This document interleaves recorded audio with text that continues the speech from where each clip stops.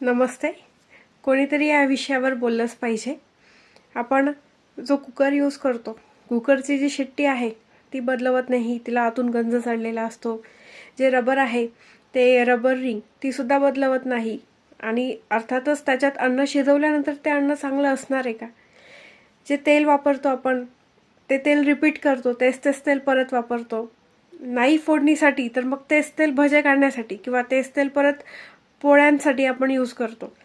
ते इतकं धोक्याचं आहे. आणि आपण देवाला नवीन तूप, देवाला नवीन तेल का? तर देवाला दिवा लावायचा आहे, त्यासाठी सगळं नवीन. आणि ज्या शरीरामध्ये परमेश्वर आहे त्या परमेश्वराचं काय, त्या शरीराचं काय? त्या शरीराला पण तेच तेल खायला घालतो. हे कितपत योग्य आहे?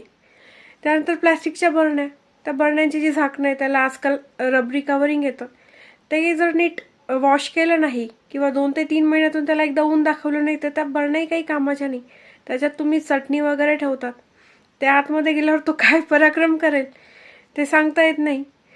त्या प्लॅस्टिकच्या बरण्या काढून टाकल्या पाहिजे. प्लॅस्टिकचे जे चमचे आहेत ते चमचे, प्लॅस्टिकचे भांडे, गरम गरम आपण अन्न तयार करतो आणि ते प्लॅस्टिकच्या डिशमध्ये आपण खायला घेतो. हे कितपत योग्य आहे?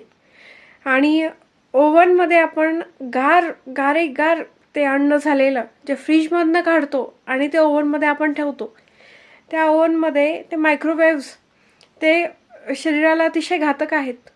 आणि आपण पाश्चात्य लोकांचं अनुकरण करतो, जे आपल्याला आपल्या शरीरासाठी अतिशय योग्य नाही, अतिशय अयोग्य आहे ते. तर एवढंच सांगायचं होतं. ह्या सर्व घरांमध्ये आढळणाऱ्या या गोष्टी आहेत.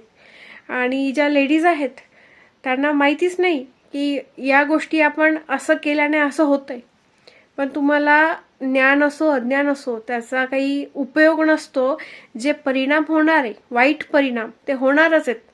मग तुम्हाला वाटत असेल अरे मी अज्ञानातून हे कर्म केलं. अज्ञान विज्ञान कर्म मानत नाही. कर्म कर्म आहे आणि त्याचा परिणाम भोगावा लागणार आहे. त्याच्यामुळे या गोष्टी त्वरित बदलून टाका. धन्यवाद.